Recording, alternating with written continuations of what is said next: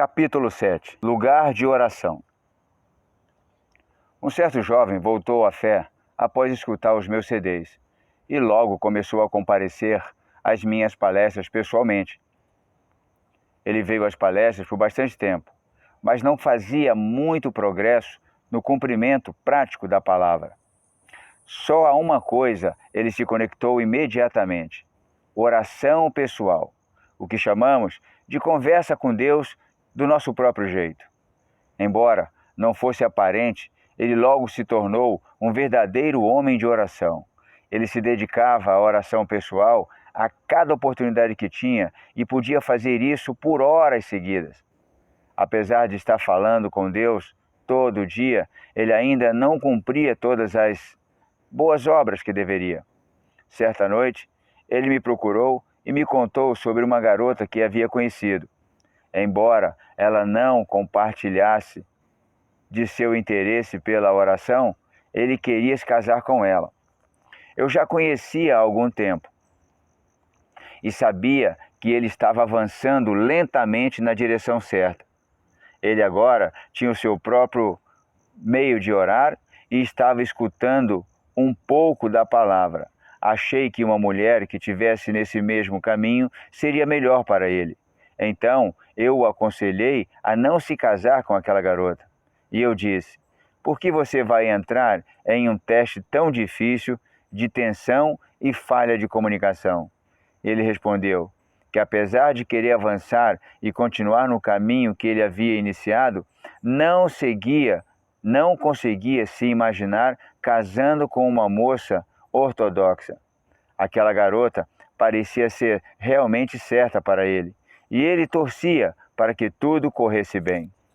Não discuti mais e ele se casou com ela. Essa é a sua retificação. Não muitos dias se passaram depois do casamento até que ele me procurou novamente e me contou sobre os problemas que tinha com a nova esposa. Eles não estavam se dando bem. Ela só se interessava por celulares e diversões, e isso não o interessava muito. Ele tinha uma perspectiva diferente da vida, uma perspectiva de fé e oração, e era difícil encontrar algo em comum sobre o que conversar. Ele a achava superficial e vazia. Seu amor por ela diminuía a cada dia. Parece que você estava certo, mestre. O que eu faço? Peço o divórcio? Perguntou ele. Eu sorri e disse: de jeito nenhum, meu amigo. Antes do casamento, eu o aconselhei a não se casar. Mas agora que você se casou, não tem mais jeito, não tem volta. Essa deve ser a retificação da sua alma. Você sabe como fazer o trabalho de fé? Então, vamos ao trabalho. Expliquei-lhe o que pedir na reza, na oração, e que ele deveria melhorar seus traços de personalidade. Não fazer nem o menor comentário negativo à sua esposa, respeitá-la, dar a ela tudo que fosse possível. Eu motivei e reforcei seu compromisso várias vezes. Essa é a sua esposa. Se os céus permitem esse casamento, ela é a mulher designada a você, e se é a retificação da sua alma, cabe a você usar o seu poder de oração para resolver os problemas que aparecem. O jovem, que não era nem um pouco preguiçoso para orar, começou a se esforçar de maneira mais admirável. Todo dia ele dedicava algumas horas de oração pessoal. Ele pedia a Deus que o ajudasse a evitar comentários e críticas, a honrar a esposa e a fazê-la feliz, e a acreditar que isso tudo era para o bem. Seus esforços resultaram em paz no lar. Subindo de nível.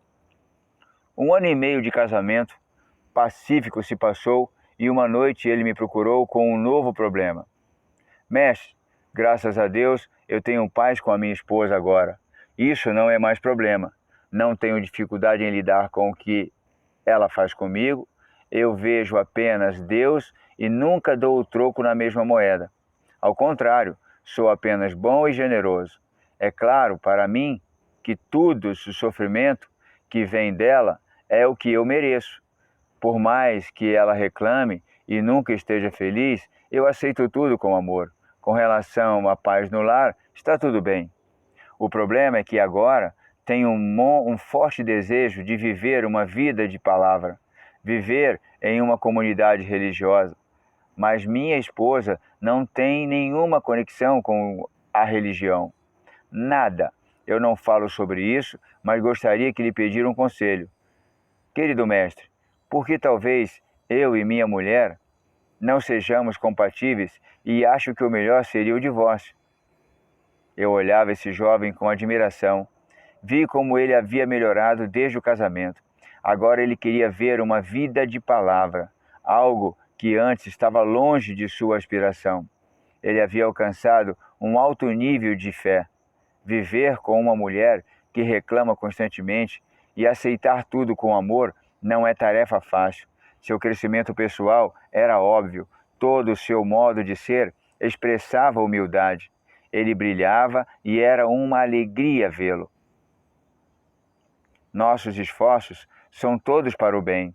Então eu entendi que grande lição Deus estava me ensinando.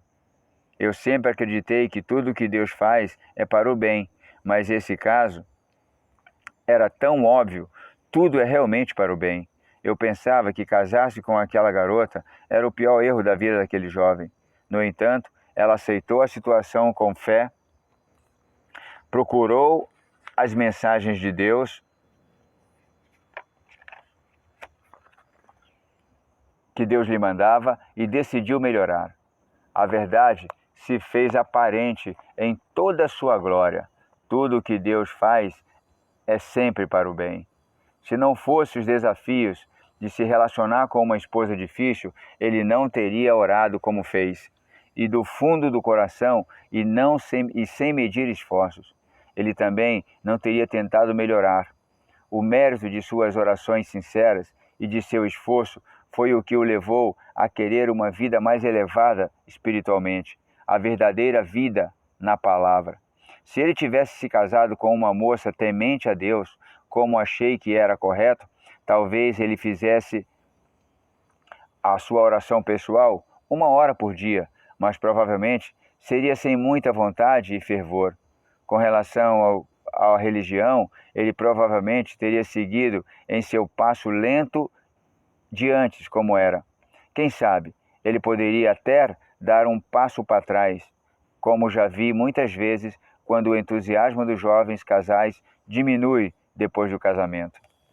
A mulher com a qual ele se casou, sendo do jeito que era, deu-lhe um empurrão para a espiritualidade, muito maior do que a mais dedicada mulher ortodoxa poderia lhe dar. Na área da fé, a parte mais importante da busca da oração pessoal, ele alcançou níveis que poucos alcançam e corrigiu seus traços de personalidade completamente. Ele começou com um temperamento nervoso, depois se tornou uma pessoa mais paciente e agradável que se pode conhecer. Aceitou todas as reclamações da esposa com fé, ele a mimava e respeitava, e nenhuma expectativa de receber algo em troca. Se não fosse pelo desafio de ter uma esposa assim, ele nunca teria merecido tudo isso. Podemos ver nessa história as maravilhas da providência divina. Diz o senso comum que seria um grande erro aquele jovem casar-se com aquela mulher. De fato, eles enfrentaram vários desafios, mas quando olhamos para as lentes da fé, vemos que eles estão casados muito bem. Ao lidar com a dificuldade, ele se aproximou da oração e da religião. Os seus problemas o ajudaram a conquistar a qualidade em um nível de fé que poucos têm o mérito de conseguir. Essa é uma lição para todas as situações da vida. Embora não devamos buscar desafios difíceis ou sofrimento quando já estamos em uma situação difícil, precisamos saber que isso é para o bem. Com esse incentivo para orar e melhorar nossas características a nível de fé, os frutos do nosso trabalho nos acompanharão para sempre. Um final feliz. De volta à história. Quando ele me perguntou o que fazer, se divorciava ou não, eu lhe disse: nada disso. Você se esforçou e melhorou admiravelmente. Agora tem um novo projeto. Você já fez a sua oração pessoal, algumas horas por dia, então comece a dedicar 1 hora dessa oração para pedir que sua esposa faça o arrependimento. Ela mudará. Não pense em nada mais. Ele começou a orar pela esposa 1 hora por dia e logo que começou a mudar na direção desejada. 1 hora de oração por dia para outra pessoa certamente surte efeito. Eles continuaram no caminho da vida religiosa, juntos e felizes. Há 2 lições essenciais nessa história. A primeira é que não há erros na providência divina. Quando casais recém-casados vivem dificuldades, como acontece inevitavelmente, eles são invadidos por todo tipo de pensamento inoportuno. Eis alguns exemplos comuns. Foi um erro, talvez esse casamento não tenha sido feito no céu. Ah, se eu não tivesse me casado, como não vi que ela tinha essa personalidade e que não somos compatíveis? Aquela casamenteira, é tudo culpa dela. Ela me pressionou e agora não tenho saída.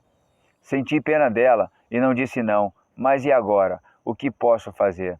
Esse tipo de pensamento é falso e inútil. Colocar a culpa de um casamento em um ser humano, seja a própria pessoa, a esposa, os pais, a casamenteira ou o mestre, é uma blasfêmia.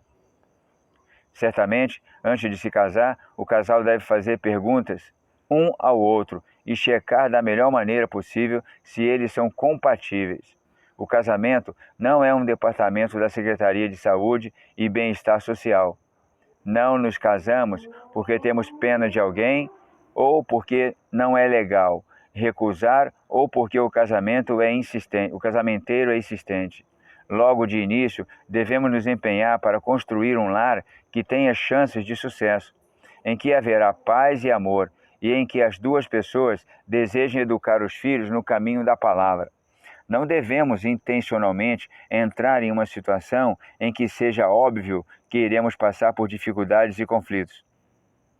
No entanto, depois do casamento, não há mais perguntas a ninguém para culpar. Não há erros na providência divina. Deus é o único que julga as pessoas. Então, se o casamento aconteceu, estava predestinado no céu. Você se casou? Essa deve ser a sua retificação da alma, a sua missão primordial na vida. Caso contrário, Deus não teria permitido esse casamento. Quando surgem problemas apenas após o casamento, é um sinal de que o marido tem algo a retificar. Não que o casamento foi um erro. Ele precisa pedir que Deus lhe mostre o que precisa ser corrigido e pedir e partir para o trabalho. Se ele não entende o que precisa melhorar, deve buscar o conselho de um mestre que saberá aconselhá-lo apropriadamente.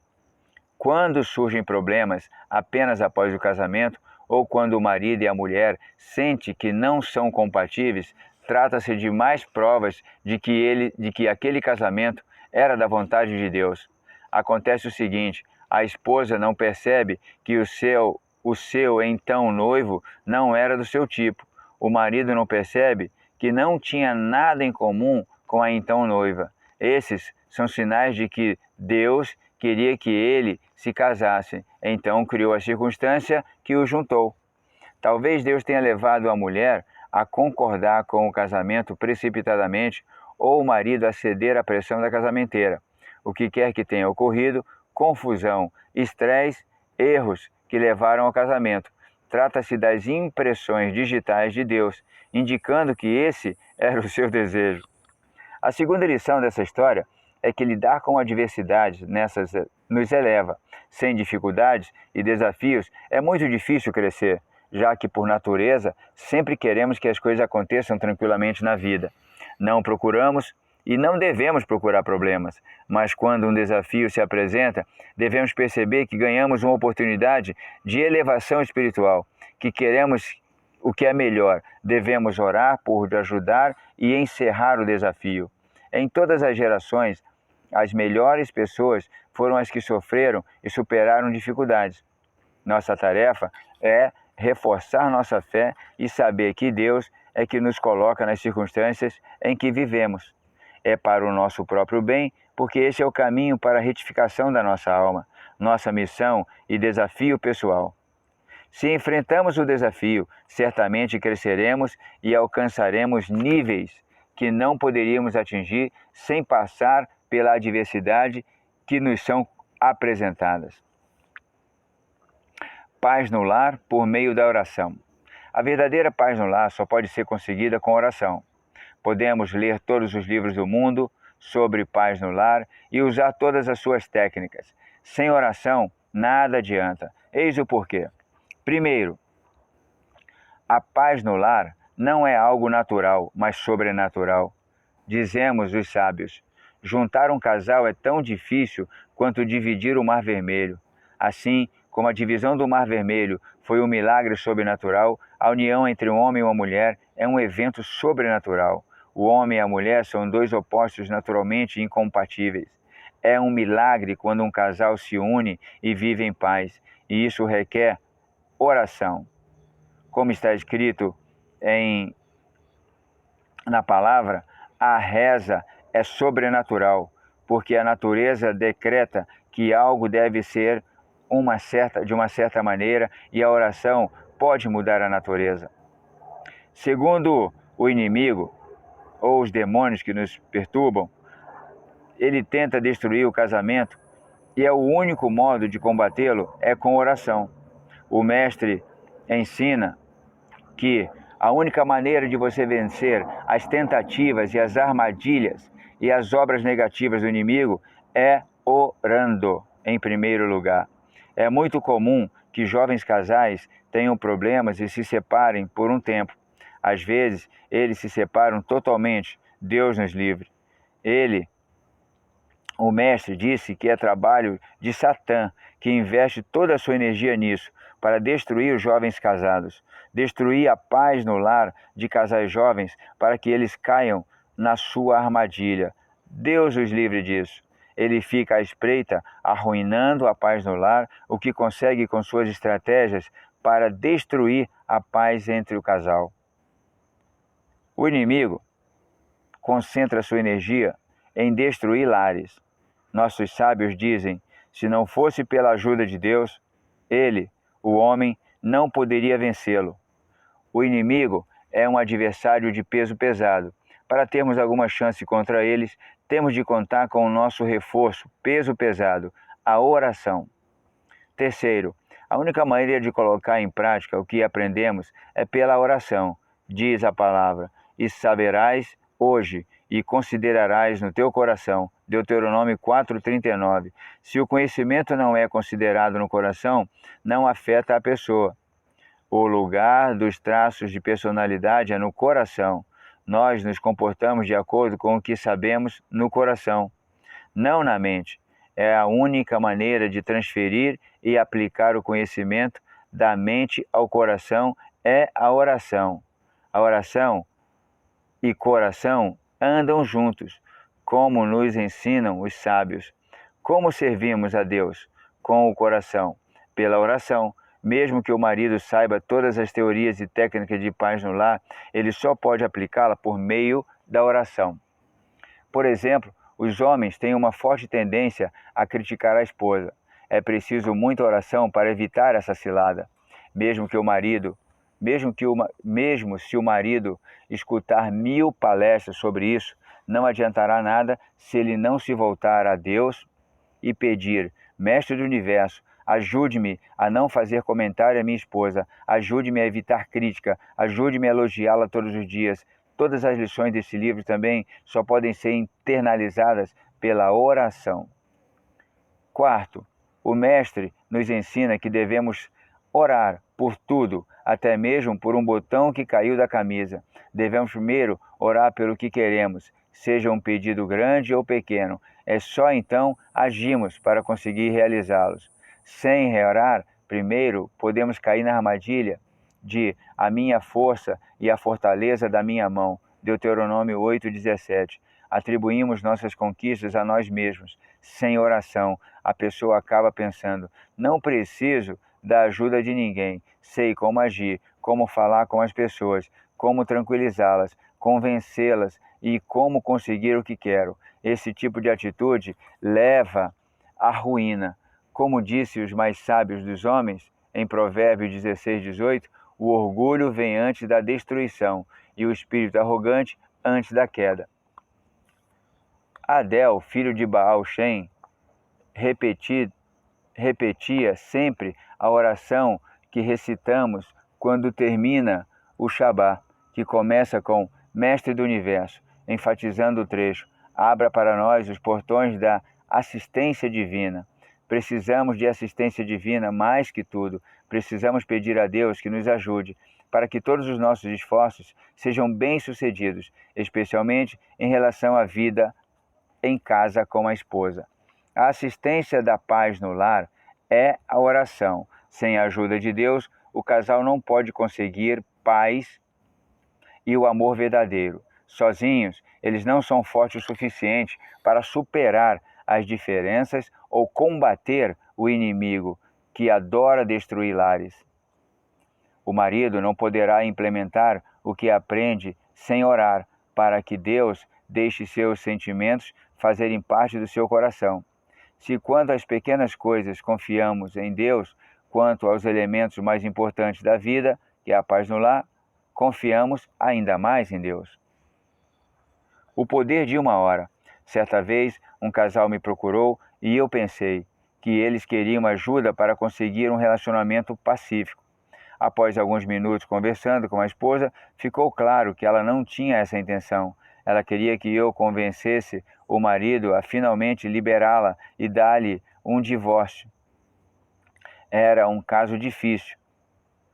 Em outras situações parecidas, foi possível tranquilizar a mulher, prometer a ela que, depois que eu falasse com o marido, haveria uma mudança e que valia a pena dar a ele mais uma chance.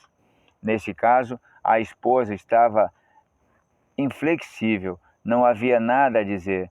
Eles já haviam ido a vários rabinos e terapeutas, mas não conseguiram nenhum resultado. Ela não estava aberta a escutar mais nada sobre viver em paz com ele. Embora ele quisesse tentar novamente, ela queria apenas que eu o convencesse a dar-lhe o divórcio, colocar um final em sua longa fase de sofrimento. Vi que falar com ela seria uma perda de tempo e energia. Ela não acreditava que o marido poderia mudar. Eu o chamei em particular e disse: escute, sua mulher não está preparada para ouvir mais nada sobre paz no lar. Ela quer o divórcio. O único que pode ajudar é Deus. Siga meu conselho e assuma o compromisso de não deixar passar um dia sequer sem uma hora de oração pessoal. Nessa hora, concentre-se em arrepender-se de seus pecados e implore para que Deus mude o coração da sua esposa e que ela o perdoe por todos os danos que você tenha lhe causado. E que ela acredite que você a ama e que ela dê uma nova chance à vida de casada. O marido aceitou e cumpriu a palavra. Ele começou a fazer 1 hora de oração pessoal por dia com verdadeiro autossacrifício. Ele não deixava passar nem um dia sem 1 hora de oração pessoal. Mesmo quando obstáculos e interferências faziam com que o dia acabasse sem a paz, sem a busca, ele ficava acordado de madrugada e não ia dormir enquanto não acabasse sua hora de oração. Uma mudança incrível. 2 meses se passaram. A mulher quis me ver novamente. Rezei para que dessa vez ela estivesse disposta a escutar sobre a paz no lar, mas não tinha muita esperança. Assim que ela começou a falar, percebi que estava presenciando um milagre. Ela disse: não acredito, meu marido mudou. Ele está tentando melhorar. Ele tinha um temperamento horrível, não tinha nenhum autocontrole, quebrava coisas em casa. Agora ele passa por situações difíceis com calma e paciência. Não acredito que possa haver tamanha mudança em uma pessoa. Ele responde: com amor ao aborrecimento e eu lhe causo, eu fico quase envergonhada. Ela estava preparada para tentar de novo. A situação tinha dado uma volta completa com apenas 2 meses de oração. Saí do encontro e quem me viu deve ter pensado que eu fiquei maluco. Comecei a falar comigo mesmo sobre o poder da oração pessoal. Eu disse a mim mesmo: quem faz uma hora de oração pessoal ganha o céu. Este é no mínimo, é no máximo, neste e no máximo mundo. Não há nada que não possa ser conseguido com uma oração pessoal. Nada resiste a uma oração certa. Nada pode ser contra uma oração pessoal. Embora eu já tenha visto vários milagres trazidos pela oração pessoal, esse era particularmente tangível. Quem não viu a mudança daquela mulher não consegue entender. O destino do casal havia sido selado e assinado há muito tempo, e as coisas não mudavam havia anos. Mestres, terapeutas, nada ajudou até que o marido assumiu o compromisso de fazer 1 hora de oração pessoal por dia, todos os dias. Só então as coisas mudaram. Agora ela elogia suas qualidades e quer viver com ele em paz. Quando fazemos 1 hora de oração pessoal todo dia, nossa vida pode mudar de um extremo a outro. Arrependimento genuíno. Às vezes, toda orientação e aconselhamento sobre paz no lar simplesmente não adianta. Casais me procuram com problemas sérios e não faz sentido eles terem essas dificuldades. É claro que eu vejo que o homem tem traços negativos e não trata bem a mulher. Eu aconselho de acordo com o que ele precisa mudar. No entanto, em muitos casos, o marido e a mulher são boas pessoas e os dois tentam e querem alcançar a paz no lar. Mas mesmo assim, eles não se dão bem. Eles não vivem em harmonia e a vida é cheia de sofrimento e dor. Qual o problema? Talvez esse casamento não esteja escrito nas estrelas? Será que não são compatíveis? Não. A resposta é que, embora o casamento esteja, sim, escrito nas estrelas, eles sejam perfeitos, compatíveis, eles estão recebendo julgamento severo. E é isso que arruína a paz entre eles. Deixe-me explicar. Adoçando o julgamento. Todo dia, o Tribunal Celeste julga a todos por seus comportamentos nas últimas 24 horas. Cada ação, palavra, pensamento é analisado. Quando uma transgressão é encontrada, um veredito é decretado e problemas são mandados às pessoas para despertá-las a se arrepender. Esse problema pode vir de qualquer coisa ou qualquer pessoa. O rei Davi disse em Salmo 119, para cumprir os seus decretos, eles permanecem até hoje, pois todos são seus servos, o que significa que quando há um julgamento sobre o homem, todas as criações de Deus podem agir como seus mensageiros para cumprir o decreto. Para cumprir os seus decretos, eles permanecem. Quando há um julgamento, todos os seus servos aplicam a sentença. Muitas vezes, essa tarefa fica a cargo de um dos membros da família.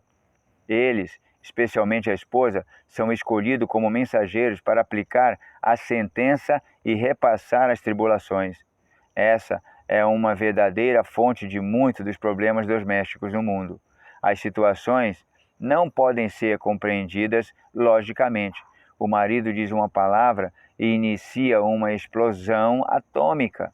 Na verdade, não foi o que ele disse ou ele fez. A explosão viria de qualquer jeito. Ele era só preciso alguns só era preciso alguns neste mundo para concretizá-la. Nenhum conselho ou técnica ajuda neste tipo de situação, exceto ensinar o marido a dedicar um tempo todos os dias para adoçar os julgamentos.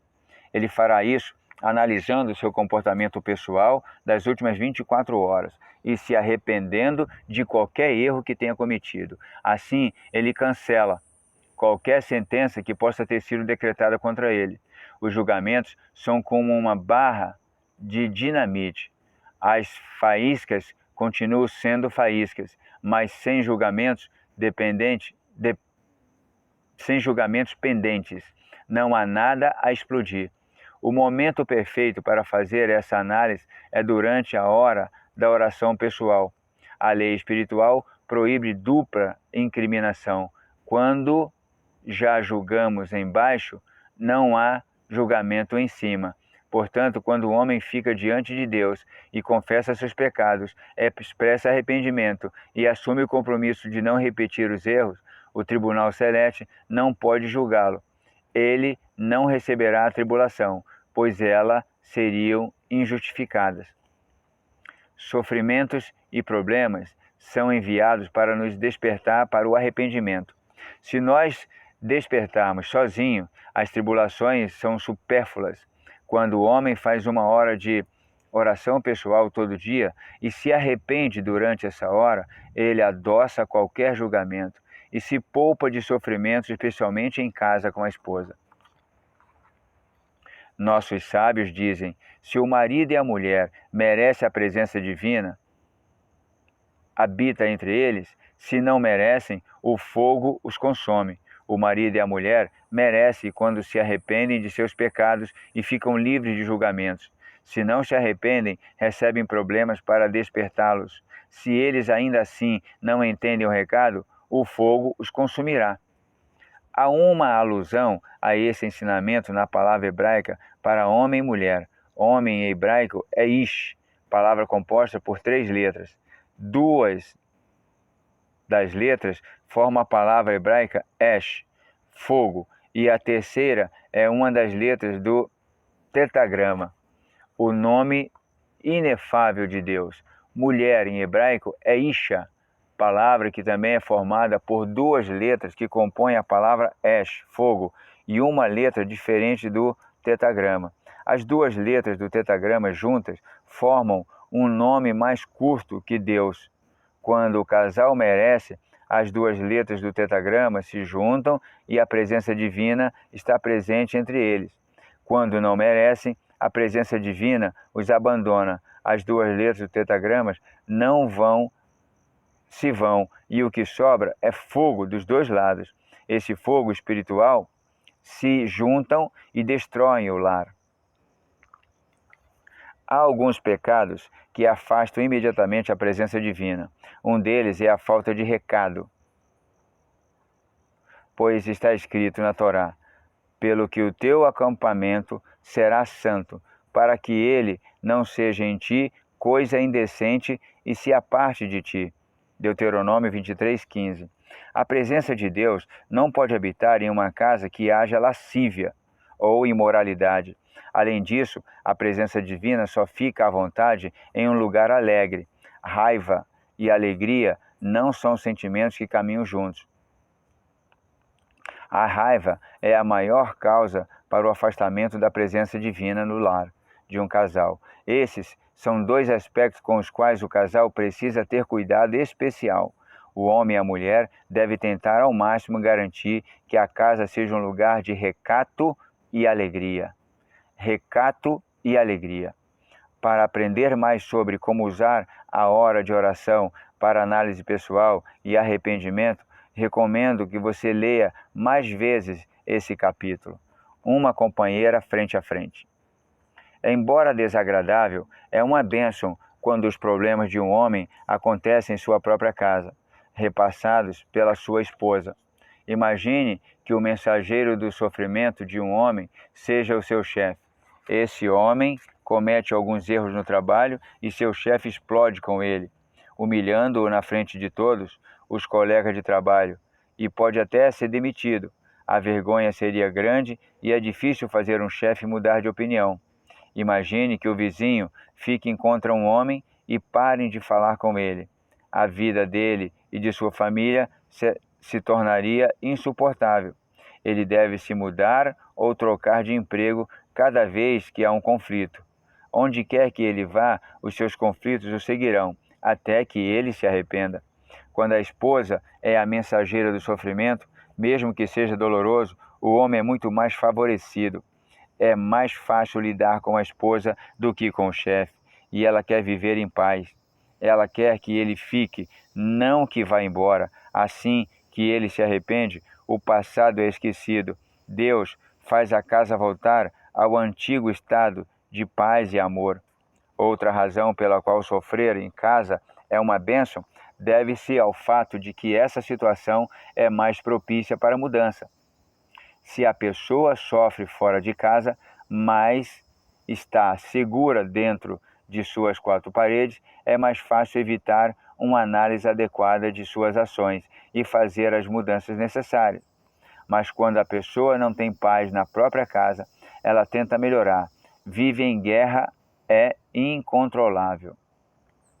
Ter problemas na sala de jantar é, portanto, uma grande bênção.